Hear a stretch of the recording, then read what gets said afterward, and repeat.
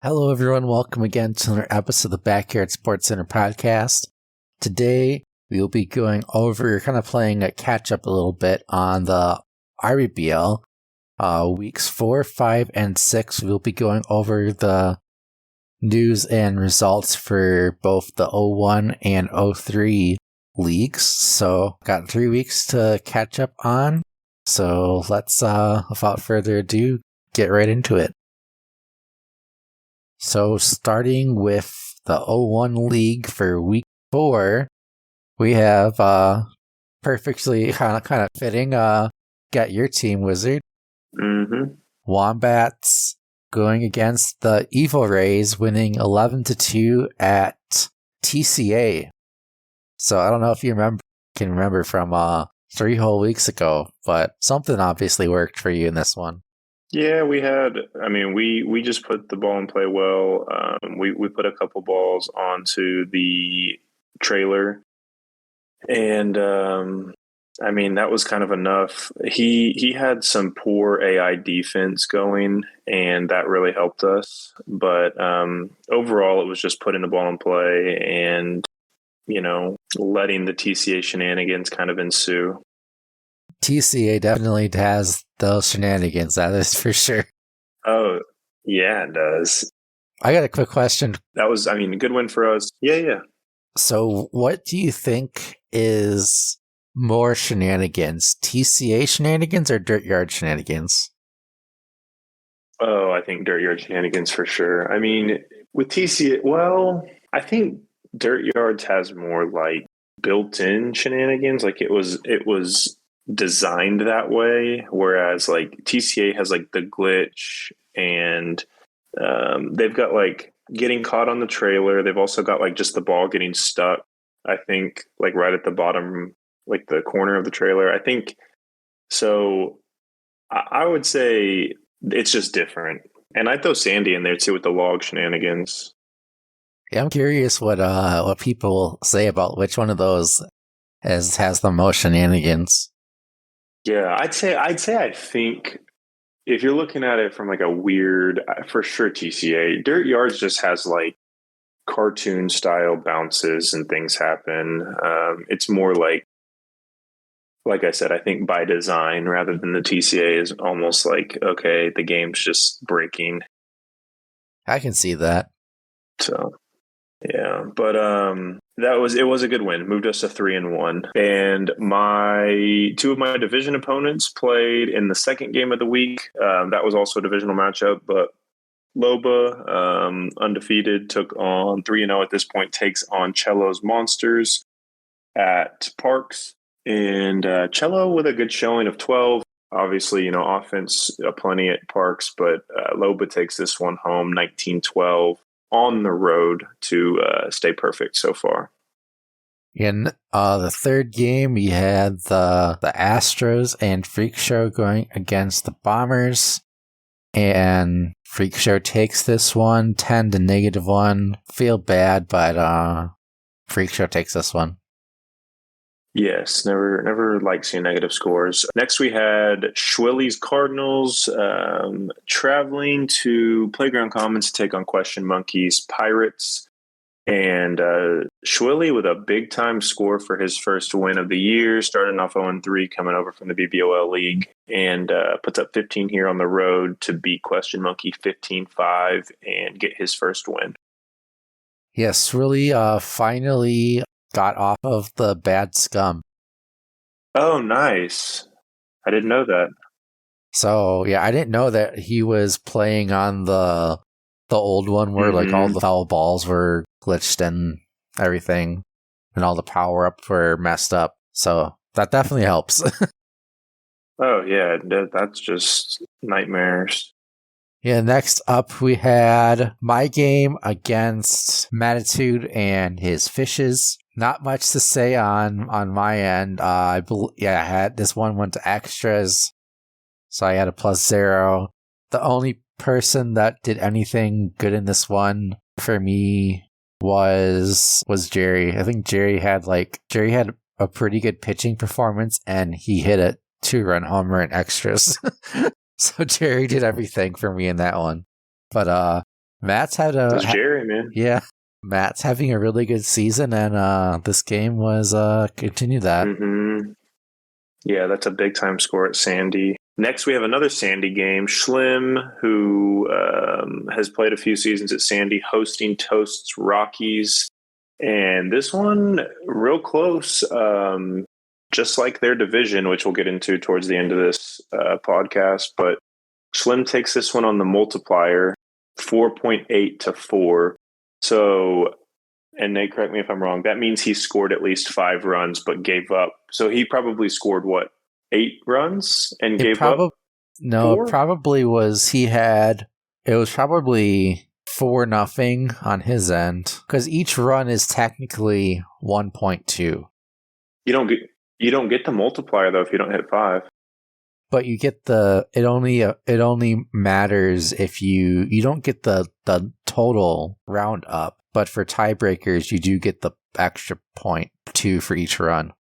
So you think it was just so you think it was just a 4-4 win and they just wrote it like that? Yes, I guess the other way you could kind of look at it is that the home field tiebreaker in a sense. But because of the multiplier, sure. I do not know exactly what the scores were, and I don't feel like scrolling through rBBL results to figure it out. Don't blame you.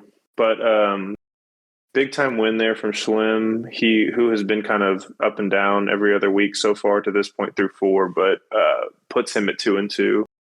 And next up, we have the Reds going against the Orioles. That's Personizel against Mav, and PZ takes this one 7-3 at Ekman. I believe at this point that was Mav's first loss of the season. Yeah, I think you might be right. Yeah, that was Mav's first loss of the season up to this point. But Personizel is proven to be a force to be reckoned with in the rBBL. You know, you played him in the World Series last season. Proven to be a really solid rBBL player and gets the win. No doubt. Next game we had Eights traveling to TCA to take on Hines' Giants. Hines Giants just kind of struggling to start the season so far. 1-2 to this point, but had some tough opponents. And Eights Brewers have been really hot through 3, and they continue that streak. They win this one 15-11. Good showing from Hines with 11 runs, but Eights gets it done to go to 4-0 with a 15-11 victory. Next up, we had the Red Sox, which is Fizzery going against the Athletics. And Martian Man, Fizzery putting up a +18, really, really good score there. And Martian Man just not able to beat the AI this one. But hopefully he'll be able to at least beat the AI moving forward. Yeah, real resilient. But next we have the White Sox of Willigan taking on Bobby's Angels at Bobby's home field of Parks. And Willigan puts on a clinic here on the road with 30 runs. Pretty big time following his week 3 -2 at home. But Willigan far and above with the win here. Bobby puts up 9, but not enough. So Red Sox and White Sox win together again, and Willigan gets it done on the road, 30-9. Next up, we had the Royals and P. Sanchez going against Halo, and Halo gets it done. I don't know what happened in this one. -1 for P. Sanchez. That's very unlike him. Mm-hmm. So I'm pretty shocked at this one, to be honest. Mm-hmm. I don't really know what to say about this. No, I mean, we saw him have a rough game. I think it was early in the year in 2003, but they have scored relatively well in this league to this point. So yeah, definitely weird and at Steel. So, but a good win for Halo. And our last game of week 4 was the Hornets of HC taking on Lilwa's Expos at HC's home field of Tin Can Alley. Lilwa's only manages 2 runs here on the road. and HC, who has really put up some good scores all year and just ran into some good opponent scores, wins this one 13-2 to move to 2-2 on the season, and back-to-back wins for him in his inaugural season. Yeah, one thing that I've noticed is it's really interesting to see which coaches do really well at TCA and which coaches struggle at TCA. Because some coaches, it's like, oh, it's my favorite field and I can score like 25 every time or something. Other people, it's like, how do you score 10? I think I just am not either patient or smart enough to play this game like some of these people, because I just kind of play the same game no matter where I'm at, mostly.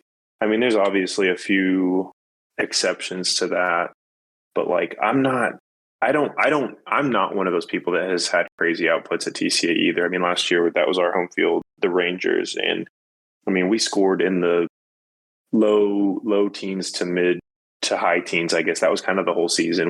I don't think we scored 20 maybe but one time, maybe not any. Yeah, so that's something I just kind of randomly I've noticed over the seasons. And so yeah, that's for week 4. Sorry, what were you saying? No, I was just gonna say it's definitely interesting. Yeah, moving on to week 5, we got Slim's Blue Jays going against my Braves. Better offensive score in this one, but just wasn't enough. Not enough offense on this team up to this point to get the win. Slim moves to 3-2 on the season. Slim at Parks is he always seems to do really well at Parks, and I don't understand why he doesn't pick Parks as his home field. It just boggles my mind that he doesn't pick it when he does so well there. He just likes the beach, I guess. Next, we had Mattitude and his fresh off his week 4 win against your Braves, traveling to toast Rockies, what looks like maybe cement. And Toast takes this one in a barn burner, 13-12. Toast coming off a tough loss in week 4 to Schlim, and he moves to 3-2 with this win, and Mattitude also moves to 3-2 with this loss. So that was a big time game and a divisional game there. Good divisional win there for Toast, 13-12. And next up, we had the Pirates and Question Monkey going against the Astros, +10 to +19. Good offensive scores in this one from both coaches, but Astros just had a little bit more offense in this one. Next, we had Willie's Cards hosting at Steel, Silver Bullet's Bombers. Silver Bullet doesn't get this one done against the AI, finishes with a -1, and Schwilly now with back-to-back wins after starting the season 0-3. Schwilly moves to 2-3 with an 8-1 victory at home. Next up, we have had the Monsters and Cello going against your Wombats at Dirt Yards. You take this one 3-11. Kind of surprised that Cello struggled scoring runs here, only putting up a +3. That's really surprising there. It's a good defense, Nate. It's what we're built for.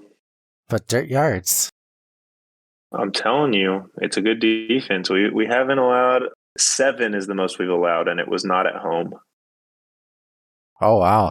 That's what we're hoping. That's the strategy. If you're putting if you're holding teams there, maybe this could go down along with Bobby's Astros from last season and Mello's team from season 7. We're hopeful. It's it's the Lofton, McDonald, Randy Johnson.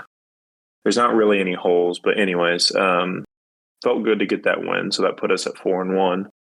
And then another divisional matchup from our division. We had Loba hosting Anjou, and Loba also playing his home games at Dirt Yards. Takes this one 15-2 against Anjou. Loba still perfect on the season up to this point at 5-0. Anjou moves to 2-3 with that loss. So big time win there for Loba to stay perfect. Next up, we got 8C's Hornets going against P. Sanchez. Division matchup in this one, but 8C seems to be on a roll right now, winning this one at Playground. P. Sanchez has got some stuff to figure out as far as the offense from the past couple weeks, and if he wants to stay in the division race with, looks like that division is pretty good and has some really good coaches in there. So, but 8C keeps it going and gets on a little winning streak so far. Yep, 2 there in a row. Next, we had Halo, fresh off a good win against P. Sanchez, traveling to Lowa's Expos Field at Ekman. Lowa's off a tough loss to HC in week 4, but puts up 9 at home and gets the win here, 9-6. But a really good showing from Halo, 6 runs at Ekman against a proven player. So 2 pretty good showings from Halo in back-to-back weeks. But Lowa's gets this one done 9-6 at home. Now, the next one, we had Bobby's Angels going against the Red Sox and Visery takes this one plus 16 to plus 8 at Dirt Yards. Next, we have Willigan's White Sox taking on Martian Man's Athletics, and Visery won, so I didn't have to tell you, but Willigan won this week too. White Sox, never a doubt in this one, beat Martian Man down at home 23 to -1. So just 2 really strong outputs from the White Sox in back-to-back weeks, and the Sox win together again. Next up, we got the Giants and Hines going against PZ and the Reds, and Personizzle taking this one plus 17 to plus 2. Kind of surprised that the Giants didn't score more, but another good win for the Reds, and they keep on having a pretty good season so far. Absolutely great outputs from Personizzle there. And our last one of week 5, we had Mav and his Orioles, fresh off their first loss of the season, traveling to Steel to take on 8's Brewers. And crazy, just, those Brewers playing like a man possessed, or playing like men, playing like children possessed, just in time for spooky season. 17-5 here. Brewers take this one against Mavs Orioles. So back-to-back losses for Pablo Sanchez, the GOAT, and Crazy's Brewers remain perfect through five weeks. Yeah, so that does it for week 5. Moving on to week 6. Got my game, got the Braves going against the undefeated Marlins, and we pull off the upset. Win this one plus 6, plus 4. Loba kind of, I know I was kind of trying to pay attention more to my game than to his, but what I could tell from listening and kind of glancing every once in a while was that left a lot of runners on base. So I think he had like Lance up a couple times with the bases loaded and like popped up a couple times. So he had a pain game, just wasn't able to get the offense flowing. I had a better game. I think I scored like 9. Yeah, I scored 9. But the AI got some power-ups on me and I almost blew it. It was a simultaneous stream. Such a scary feeling. So I clutched it out at the end and pulled off the upset and gave the Marlins their first loss. Always good to get one against a proven opponent. Big time win there for the Braves. Second matchup we had was Freak Show's Astros hosting Toast Rockies at TCA, and Rockies have been on quite the roller coaster of every other week to this point, and they keep it going. They moved to 3-3 with this loss, but a pretty strong showing, 16 runs at TCA, but Freak Show puts up 27, and that's just not going to lose many games in this league. So Freak Show moves to 5-1 with this win at home, and Toast to 3-3 in the what looks to be maybe the division of doom. And maybe it's like it's the AL division of doom. Let's say that. I think Slim put it best. It's the division of mid. Okay, yeah, sure. I mean, still though, it's scary. I mean, it's everybody right there in the middle. Yeah, next up we have Twilly's Cardinals scoring 6. That was enough to beat your Wombats, just not able to get the offense going enough against the Cardinals defense. I don't know. Is there something that about the Cardinals defense that made it tough to score, or was it more just kind of a pain game for you? Yeah, yes. I mean, we didn't hit the ball that well. We only had one run through 4 innings. We actually scored 5 runs in the bottom of the 5th. We were losing 2-1 to the AI, and we gave up 2 solo home runs. I think I've given up more AI home runs through 6 weeks in 2 leagues than I had in my whole career prior to this. And so we put up 5, which was really encouraging, regardless of the loss, to finish and score those 5 runs in 1 inning. But we just didn't hit the ball that well, and so we paid for it. The only run that we manufactured in the first 4 was Kenny Lofton scored from first base on seeing I single from Trent Sizemore to first base. Kenny Lofton just ran all the way around. So tough loss for us, but 4-2, still strong in our division, but Schwilly, three wins in a row after starting 0-3, so Schwilly's starting to heat up. Blue Jays going to the Evil Rays, and the Evil Rays take this one 15-5. I know Slim just played his game earlier, but not able to put up the offensive production at TCA, and the Evil Rays do, so that was the difference in this one. Mm-hmm. Next, we had Question Monkeys Pirates hosting Matt's Fishes at Playground Commons, and Question Monkey, frustrated with 2 tough losses in weeks 4 and 5, manages to scrap this one out 11-10, and just 2 really heartbreaking losses for Matt's Fishes in weeks 5 and 6, 1 run each.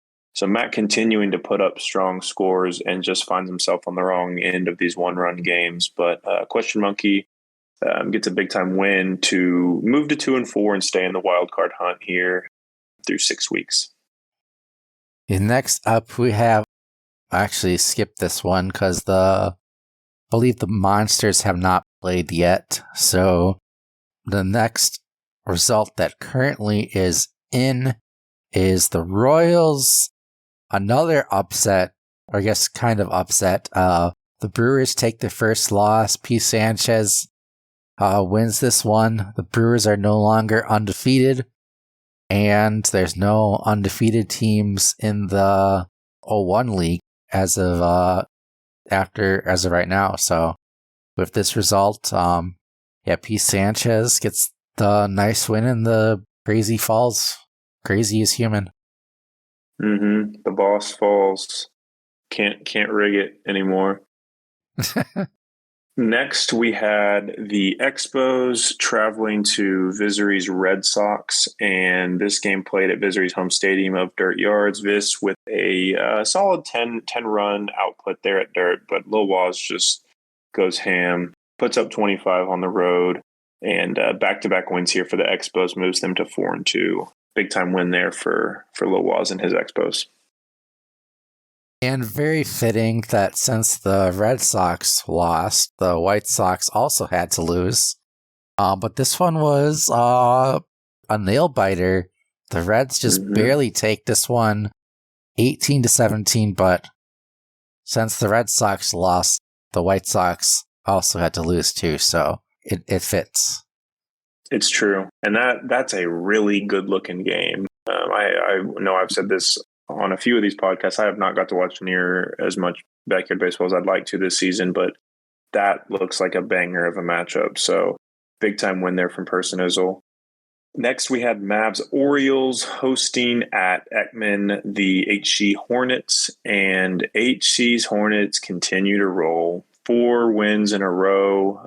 They win this one 17-9 to move them to 4-2 after starting 0-2 on this 4-game win streak. And Mav and Pablo Sanchez, they moved to 3-3 after starting their season 3-0. So kind of a tale of 2 teams here. But nine runs at Ekman, not bad for Mav and the Orioles, but HC's Hornets really starting to catch fire at the end of this first half. Then the Melonheads and Angels result is not yet in. So the last game that we do have a result for is the Athletics and Martian Man going against Hines and the Giants. Hines takes this one, a much needed win for him, but the Athletics do manage to beat the AI, so that's that's a good sign considering some of his previous results. Mm-hmm.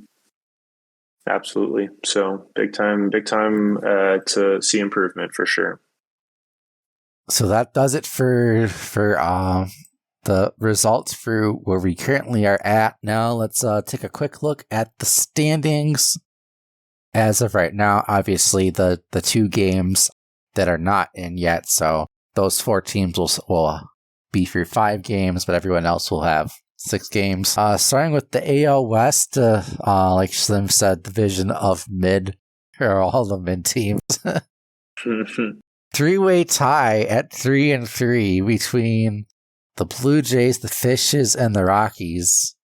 And somehow I'm only a game back at 2-4, so it's still anyone's race. Too early to call. Good luck predicting this one. I agree. Super, super tight. Next in the AL Central, we've got Freak Show's Astros leading the way at 5-1. Schwilly's Cardinals 3-3 on a 3-game winning streak.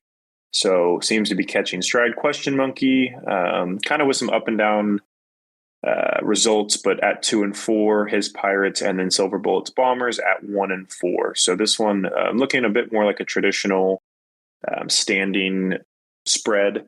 But Freak Show seems to be in command of this one, but don't count Schwilly out. And then we got the AL East. That's the last American League division. And Loba is at leading that division at 5-1, followed closely by your Wombats, one game back, and the Evil Rays 2 games back, and then Cello at 1-4. Kind of surprised that Cello's 1-4, to be honest. But looks like this division, Loba definitely seems like he is the favorite at this point, but the Wombats and the Evil Rays might have something to say about that. So a lot of ball game left. And then moving over to the NL, we have probably what is the division of doom at this point. You've got HC's Hornets, Lowa's Expos, and P. Sanchez's Royals, all tied at the top here at 4-2. P. Sanchez has had kind of a smattering of wins and losses. Lowa's won his last 2, and then HC, obviously, with his 4-game win streak. They all kind of having different seasons, but all tied there atop the NL West. And then Halo's Melonheads at a very respectable 2-3. Hasn't gotten his week 6 outcome yet, but definitely in the wild card hunt as well as the division hunt if he can, win some of those divisional matchups in the second half. Yeah, and if he wins, he'll only be a game out of the 3-way tie. So if he can win this week, then there's still a shot at the division for him. And he's been putting up decent scores, and Bobby's winless, but it also means Bobby's due. So, I don't know if he's just not feeling this Angels team, but regardless, it's going to be a fun division to see shake out, just like the AL West. Those West divisions are looking real fun to see. And then we got the NL Central, and the NL Central is looking like the real NL Central, where you have 2 teams that are about 500, in this case exactly 500, and the other 2 teams that are at the bottom of the standing. So kind of fitting. You got Visery and Burger Planet, Wooligan, tied the Sox teams at 3-3, as they should be right there. But so I guess it'd be really interesting to see what happens in this one. So I think what has to happen is they have to both go 7-7 and split the games against each other. Mm-hmm. And then it goes to a tiebreaker game. Mm-hmm. And then that game never ends. Yeah. They just play forever, like an episode of Regular Show. But yeah, that one seems to be definitely one of those two teams' division to lose. And then last we have the NL East, where you've got Eights, Brewers, and Personizzle's Reds tied atop this division at 5-1 each. Mavs, Orioles at 3-3, and Heinz Giants at 2-4.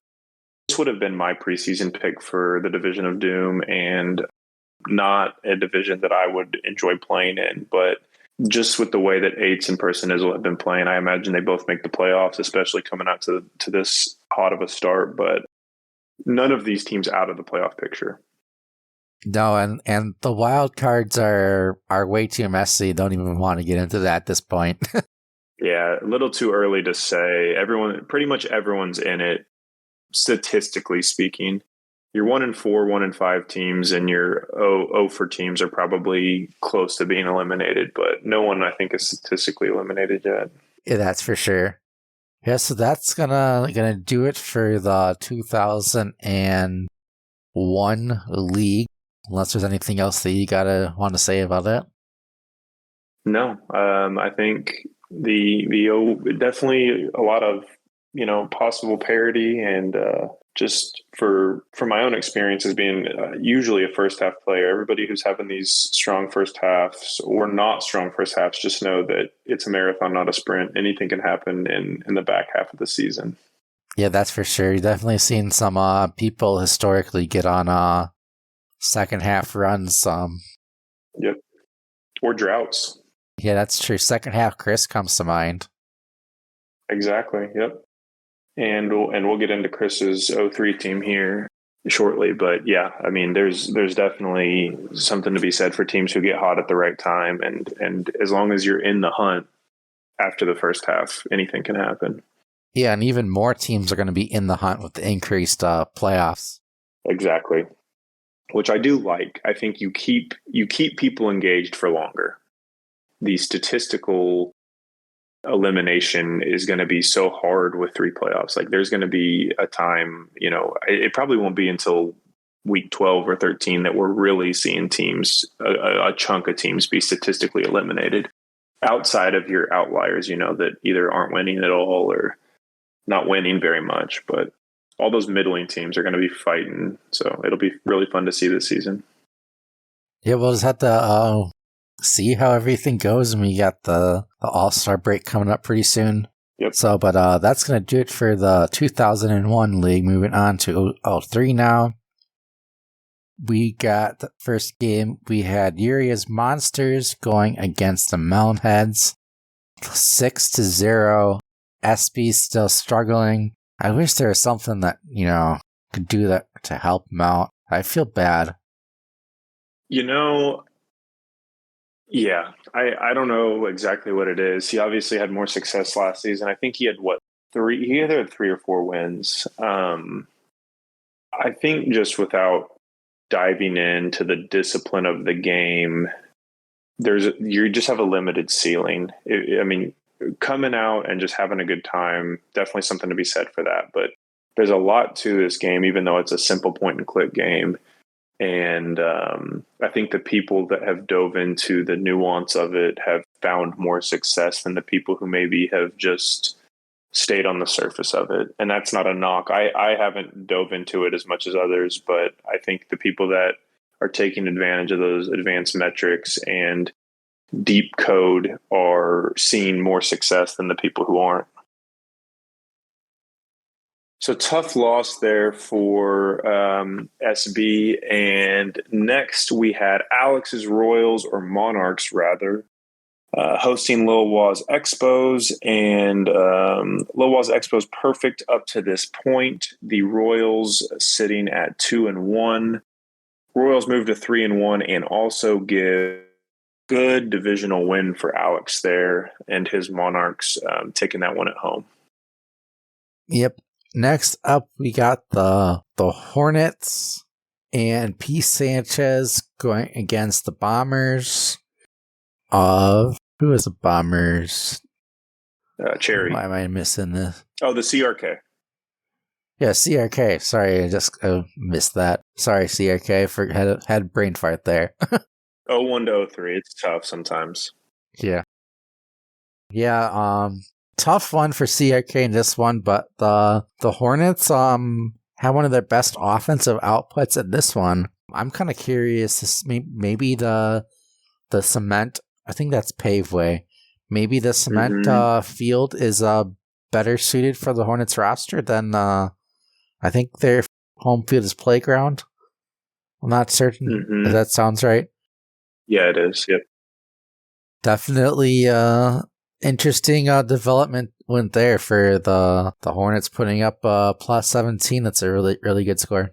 Yep. I always think it's funny when teams sometimes have more success on the road than at home. I know somebody was digging into the stats of had anyone gone perfect on the road, but always funny to me. So next we had Bobby's Astros, perfect at 3-0 up to this point, taking on Toast Twins in a divisional matchup. Bobby hosts this one at TCA and gets the job done, 13-11, beating Toast Twins in this divisional matchup. Toast was at 2-1, moves him to 2-2 on the season, and Bobby remains perfect through 4-0 with a big time win at home there. Next up, we have the Green Phillies and Misery going against the Cardinals and Scott Egbert, a Murray Luna fan. Tough one there for the Cardinals, but Misery is always a tough opponent and takes this one 13-1.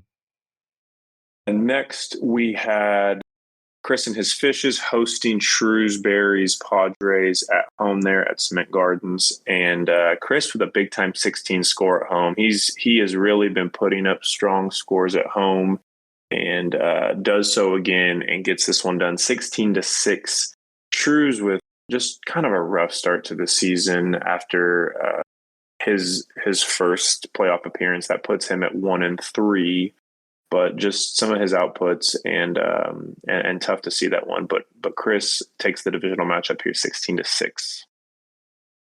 Next up, we have your Rangers going against Firebox and the Yankees. +0 went to extras, won 12-5. Must have had a really good extra inning.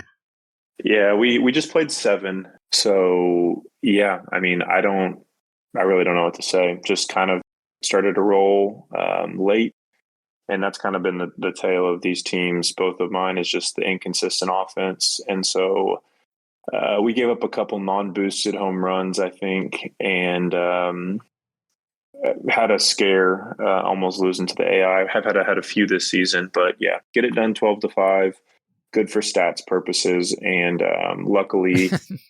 We pulled out the win here, even though we ended with a +0. So we really needed it. Yeah, Zaire Box, a little bit on the struggle bus in this one, but I think he's a little bit newer to the game, and hopefully we see some progress, and hopefully beats the AI towards the end of the season. This is a really, really brutal learning curve for people who are new to the game, because the game is kind of being maximized by this league. And so if you've never really just played a casual season or even just a regular season on hard, where you don't have user constructed defenses or anything like that, like, you're kind of in for a rude awakening. It's just it's not the Jibba Open, but it's like you're playing against quote professional, style defenses of people who have been playing the game and studied the game. So it's just tough. Go play some side seasons. I mean, I guess you could kind of say that, like, the jump from like casual or like, let's say, playing like easy and medium difficulty to rBBL is kind of like a similar leap from rBBL to the Jibbo Open.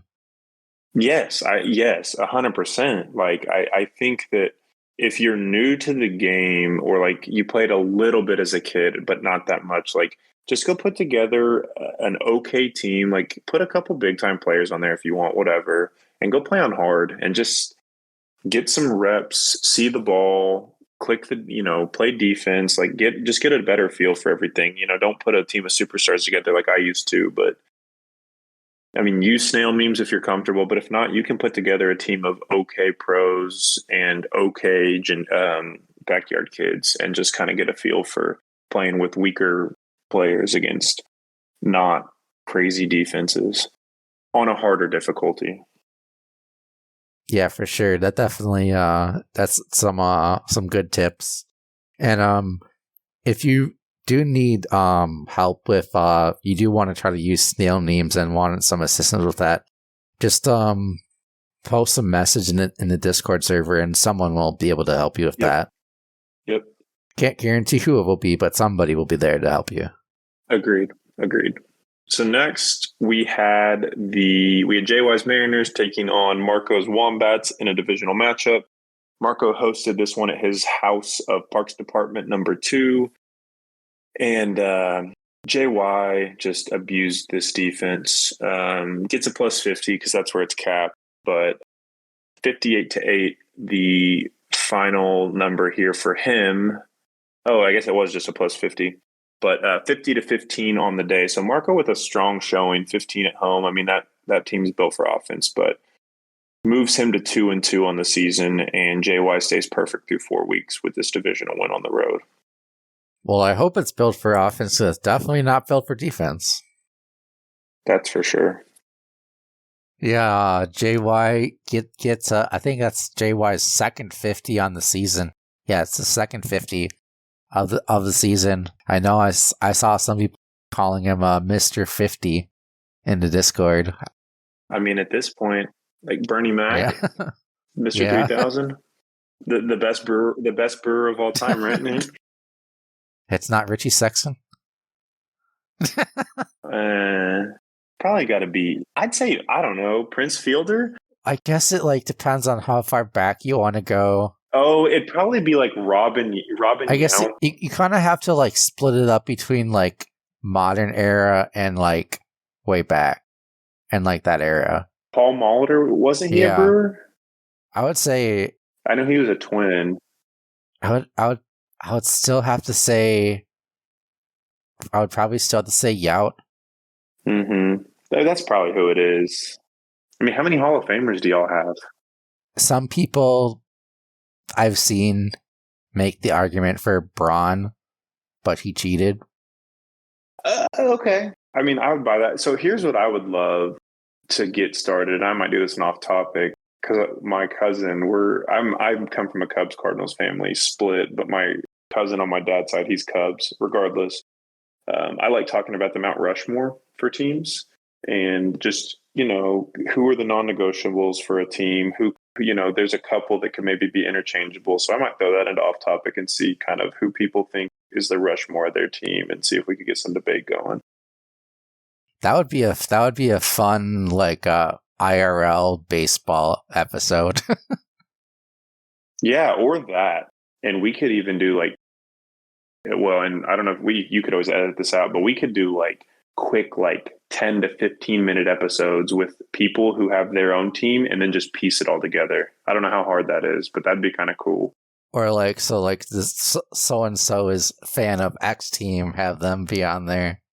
For 10 minutes. And they didn't even have to be all one night. Like it could just be. That would be. Whatever. You probably the best thing. I think I would do it like by division. Oh, I love it. I mean, you're not going to find everyone from each division, but we can go back. We could do a poll.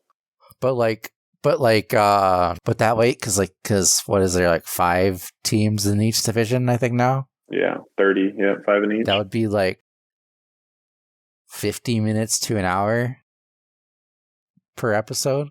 So that'll be, that would be it. Oh, yeah. That would be interesting. And even, I mean, even if you've got some overlap with some people, but like you could have somebody come on and talk. Like I'd be willing to talk about any of the teams Rushmore, even though I prefer to talk about Cubs or Cards or whatever. Like, so anyways, that I would be down. I mean, some are really obvious. Like you say like that for Nate. The Twins, obviously you gotta have Toast. Yeah. Oh, you meant like that. Agreed. I think Schwilly Cards, like there's some that just seem to be kind of synonymous. There's the Orioles. There's a few though. That is true. It's more of like Not everyone would be willing, I'm sure. But anyways, I think it'd be cool. That would be cool. Yeah. Yeah. Rabbit trail. Yeah. Oh, yeah. I always love that. It just adds some more spice and flair to the episodes, and I always really enjoy that. Me too. Breaks it up. Yeah. Now, where were we? Oh, yeah, my game. We were... It's next. Yes, we just talked about Zorbox. Yes. Or, yeah, we just talked about the Mariners, Mr. 50. So, yep, you're up. Go ahead. Speaking of Brewers and Bernie Mac. Yeah. Yeah, we won. Don't remember too much about this game, but we just scored enough to win this one. Plus 11 to plus 5. Blue Jays did score a little bit more than they did the week before, but was able to win this one and stay undefeated up to this point. Yep. Brewers keep rolling. Next, we had Anjou's Angels taking on 8's Indians at Sandy, which is where Anjou plays his home games, and wins this one on the multiplier, 6.2 to 6. So 8's and these Arms, they move to 1-3 on the season. Curious to see how they finish out. But Anjou with a big time divisional win here moves him to 3-1 on the year with those Angels. Next up, we have Itanium and his Giants going against the Devil Rays, only putting up a 5 spot here. That's really surprising because his team is really good offensively. Mm-hmm. Only putting up a plus 5 at Dirt Yards.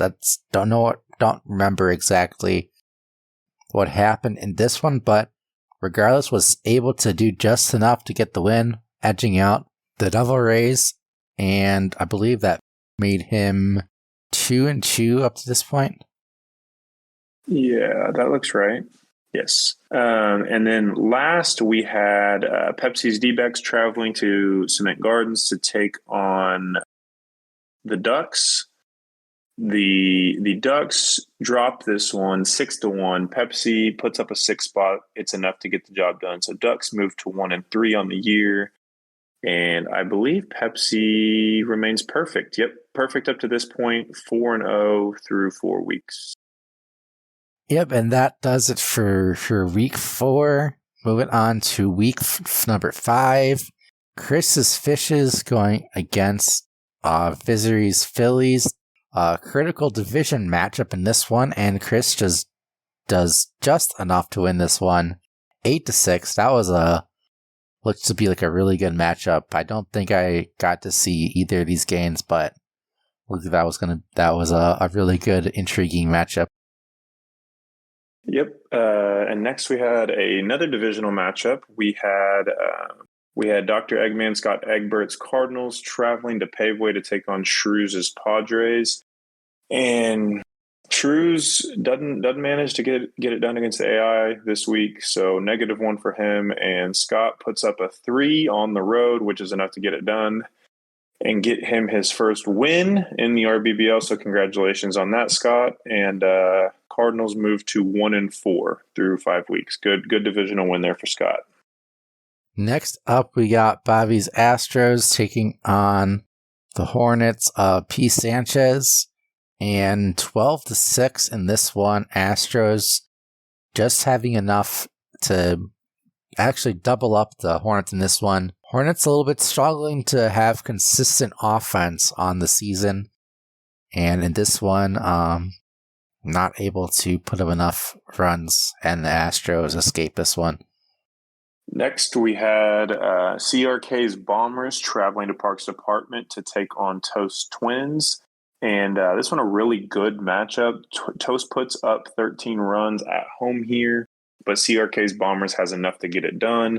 Puts up 15 and gets a huge divisional win here on the road.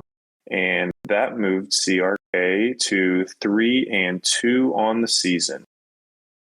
Next up, we got the Royals going against the Monsters.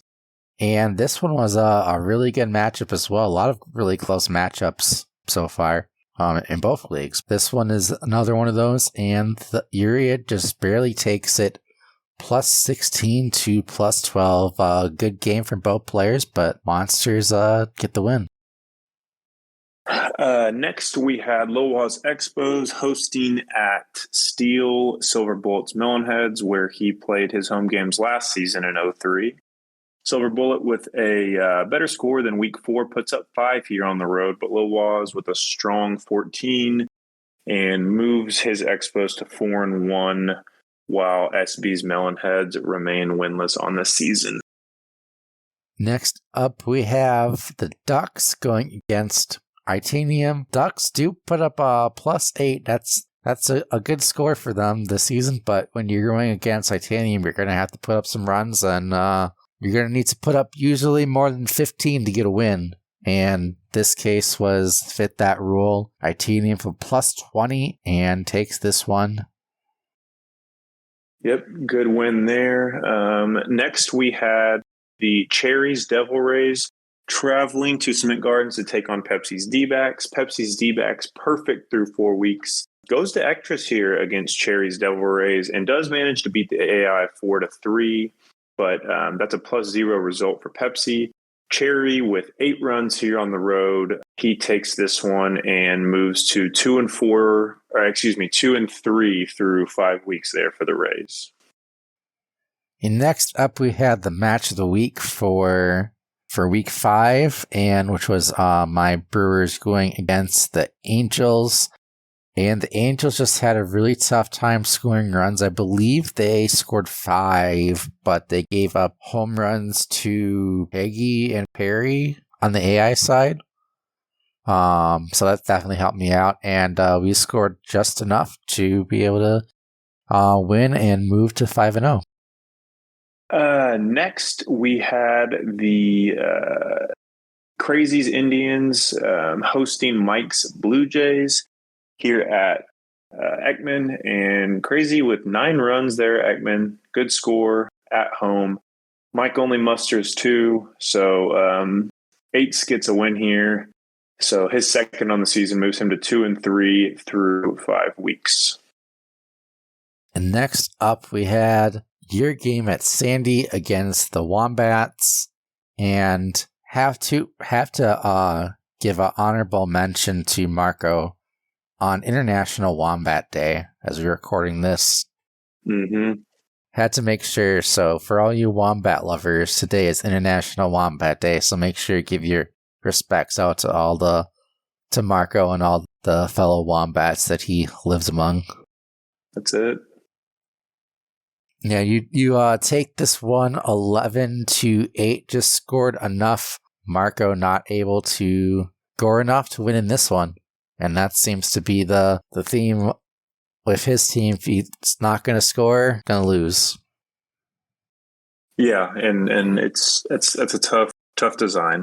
Our last game of week 5, we had Ziorbox's Yankees traveling to Paveway to take on JY's Mariners, and JY remains perfect through 5 weeks with a 26-run output here. Ziorbox with a -2 result. And so Ziorbox still looking for that first win, that elusive first win.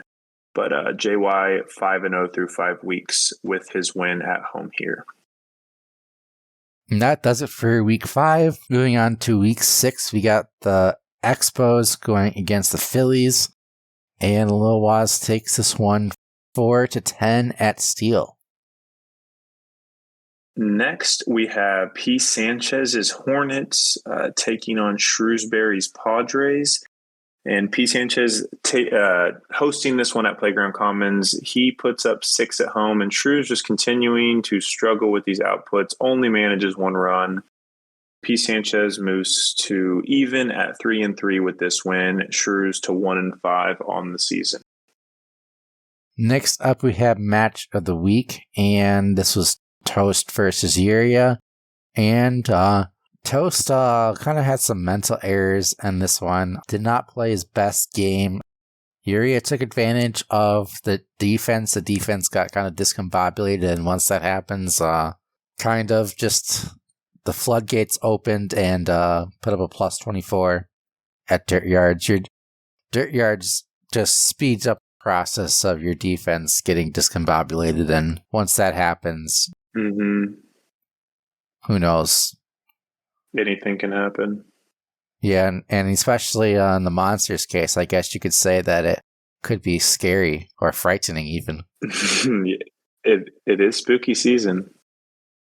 Next, we had Chris's Fishes traveling to Playground Commons to take on Silver Bullets Melonheads, and Chris with a win here, 11 runs at Playground.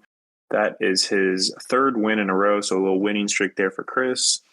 Silver Bullet doesn't manage to put up any runs here at home, and still winless on the season, but a good win for Chris there to put him atop his division. Next up, we have the Cardinals and the Astros. Cardinals put up a +5. That's a good result for them, but not enough to beat the Bobby's Astros, and the Astros keep banging those trash cans and continue to be perfect 6-0 on the season. Cheaters. Next, we've got Alex's Royals or Monarchs hosting CRK's Bombers at Dubois Diamond, and CRK really puts up a fight here with 7 runs on the road. Alex just manages to outlast him with an 8 spot. Alex takes this one 8-7 to move him to 4-2 on the year. CRK goes even with 3-3 with that loss. And next up, we have the Giants against the Mariners. This was, I kind of had this circled as one of the top games of the week based on who the two coaches are. And the Giants take this one +16 to +10. And JY, I believe that's JY's first loss of the season. And he loses 16-10, and big win for Artanium and his Giants. Yeah, big win there for sure. Next, we have Pepsi's D-backs, fresh off their first loss, taking care of business here and giving the Brewers their first loss and against your Brewers, Nate. So Pepsi, he moves to 5-1 with this win and only 4-2 here at Scrapco. And you also, your Brewers moved to 5-1 here with their loss, still atop their division. But anything you want to highlight from this game? I don't think my head was not in the right spot, and when I played, and just wasn't able to get the offense going. Mm-hmm. I know how that feels. Yeah, and then we have the Indians and Crazy going against your Rangers in this one. +5 to +3, very low scoring, but the Indians just barely squeaked by. I wonder if how many that was because of Cheryl hitting home runs or not. On his end? Yeah, on his end. Yeah, I don't know. I mean, we've been in a lot of these games with the Rangers. We have lost all of our games by that's the biggest loss we've had on the year, by 2. We had 2 multiplier losses and a 1-run loss, and so we're holding out hope for a second half resurgence. But they're kind of my vote for play of the year. I hit a ball to deep right center field with Holly Franklin. I had runners on first and second. I had Nate Kowalski on second and Maynard on first. I hit a deep ball, like really well hit ball, and Nate took like 2 steps off of second base. Cheryl Reynolds in center field catches it. Nate trips, and Cheryl Reynolds threw him out, like hosed him. And then a glitch happened, and Maynard put himself out at second base for the triple play. So it was super lovely. Oof. Yeah, it was a big oof, but yeah, this calls for. Yeah. Oh, yeah. Double. I definitely said some choice words at the computer screen. Luckily, there were no children listening. So. You mean you said, Ay, caramba. That's exactly it. Those are the words that I said. Those verbatim. Anyways, enough about that. We're going to look to get it going in the second half. We're going to look to finish the first half with a strong showing against JY. But next, we have the Ducks traveling to Playground Commons to take on Box's Yankees. And boy, did the Ducks put on a show here with 18 runs on the road. Box Small improvement over the last 3 weeks with a -6, -2, and then a -1 respectively, but not enough to get it done here. And the Ducks moved to 2-4 with the 18 to -1 win here. The Ducks finally scored enough runs for each one of the coaches on the staff. That's it. I'm still on that staff. I haven't seen my paycheck yet, but your Clanky coins haven't arrived in the mail yet. That's it. And next up, we had the Devil Rays going to the Angels. Cherry against Andrew, and this one, really tough scoring in this one. Devil Rays only won 2-1 on their side, and I believe the Angels won 1-0, and giving this one a 1-1.2, and Andrew barely squeaks by with the win and moves to 4-2 in the season. And last, we have Mike and his Blue Jays traveling to Parks Department number 2 to take on Marco and his Wombats. And Marco puts up 11, respectable. And Mike with a +7, which is generally a strong score for him, but not enough to get it done here. And Marco moves to 3-3 on the season with this win, and Mike 1-5 through 6 weeks here. Yeah, and looks like 0-3 did a better job at getting their games in. 0-3 wins the race as far as getting all their games in. 0-1 has a bunch of slackers, apparently. For real, get it together. You get a quick look at the standings for 6 weeks. Starting with the Front Yard East, we got Lil Waz leading the charge in this one at 5-1. Followed up closely by the Monsters and the Monarchs at 4-2. Those top 3 teams look really, really strong. Mm-hmm.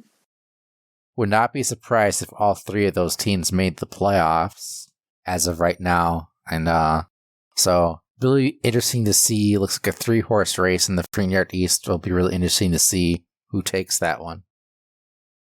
Agreed. Next, in the Front Yard Central, we have Bobby's Astros sitting on his throne at 6-0 on the season. And tied for second, we've got P. Sanchez and CRK both at 3-3. And bringing up the rear, we've got Toast Twins at 2-4. I know it's looking good for Bobby, and it's his race to lose, but this is still a division that I think anybody could make some noise in. All those bottom 3 teams are in a position to make noise. Obviously, CRK being a rookie, but P. Sanchez and Toast proven players. And so I think Bobby just needs to remember it's a marathon, not a sprint, and try to take care of the ones that he's supposed to here in the second half. Yeah, for sure. Definitely could see that. Can't count out proven players, like you mentioned. Next up, we got the Front Yard West, and we got the Fishes at top of the division at 4-2, followed up by Visery. Both of Visery's teams are 3-3. I guess didn't want to leave his socks left out. Followed up by the Padres and the Cardinals at 1-5. Definitely looks like it's a 2-horse race in this one between the Fishes and the Phillies as far as who's going to win the division in this one.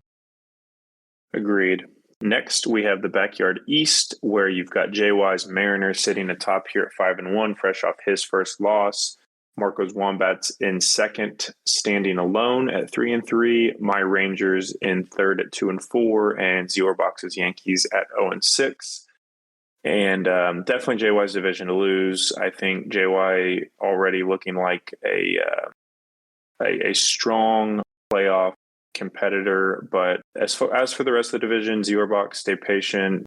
Small victories, and then we're looking to make some noise in the second half. And I think we'll just see what Marco's, if his defense holds up and if his own offense can outrun his own defense. Next up, we got Backyard Central. I'm currently leading the division at 5-1, but Andrew having a really strong start to the season at 4-2. The defense looks like his has been doing really well. People not scoring that many runs against him, but also he's not putting up that many runs on his side either. So be interesting to see how that continues for the rest of the season. But still a strong record at 4-2, only one game back, technically two, because I had the tiebreaker. And the game behind that is Crazy at 3-3, kind of a slight meme team. I know Crazy talked about it when we had him on for the previews. But he's got Cheryl and he's got a bunch of arms, so we'll see how Crazy does the rest of the season. And Mike, he's hanging in there. It looks like he's had some improvement on the offensive end, but he's going to have to put up some more runs if he wants to win with that defense. Agreed. And then last, we've got the Backyard West, where you've got Pepsi's Diamondbacks sitting in first place at 5-1. IT hot on his trail in second at 4-2. And then the Ducks of Jibbo and the Super Team and Cherry's Devil Rays tied for third at 2-4. And, I think the offense is what people were worried about with the Ducks, and Cherry being a rookie, but having to play catch up with Pepsi and Itanium is not a good place to be in this division. Now, I think the wild card race obviously still in play for everybody in this division, but I wouldn't want to be running the race from behind Pepsi and Itanium. Those are two proven players that are tough to gain ground on. Yeah, I think as of right now, as far as Backyard, I think there's 4 teams that are kind of like the cream of the crop so far, and I think it's kind of everyone else competing for those last 2 wildcard spots. I'd agree with that. And in the front yard, there's a lot of really good teams, and they're all kind of like munched up together, with the exception of the Astros. Yeah. A lot of 4-2s, a lot of 3-3s. Really, no one really standing alone. I mean, you could even say the Expos at 5-1. It's kind of hard to. I mean, obviously, kind of I'd say Bobby's the favorite at this point, but there's so many teams that are right up there that you never know what could happen in this one. Agreed. On this side of the things. Yeah, but that does it for the rBBL recap for weeks 4, 5, and 6. Wizard, you got anything else you wanna share? No. I mean, I don't know. By the time y'all hear this, maybe be in the All-Star break or whatever. Just enjoy that time, recharge, reset for the second half, and then grind it out to the end. Yep. Yeah, I guess only thing else I'd add, if you are interested in doing one of those Mount Rushmore segments, hit us up on Discord and messages, and if there's enough interest, we'll see if we can get that rolling. And it, like we talked about, it could be quick, so not a huge time commitment, but just a little something. Yeah, but that's gonna do it. Yeah, I don't know exactly what I think there's a match of the week coming up. I think on the 01 side, I believe it is going to be, Brewers Reds is the match of the week for week 7. So that should be, both teams are 5-1. That is for sole possession of first place in the National League East. So that should be a really, really good one to see. Should be fun. And also, just remembered, signups for season 4 of the online league are currently open. And I believe those are going to be closing by the end of this month. So if you want to join the online league, make sure you sign up before the month is over if you want a chance to play in the PvP side of things. But I think that's kind of it for kind of the random announcements, and been going at it for almost a little bit over an hour and 15 minutes now at this point. But unless you have anything else that you want to share, I think that's going to do it for us. I think that's all I got. So see you guys later.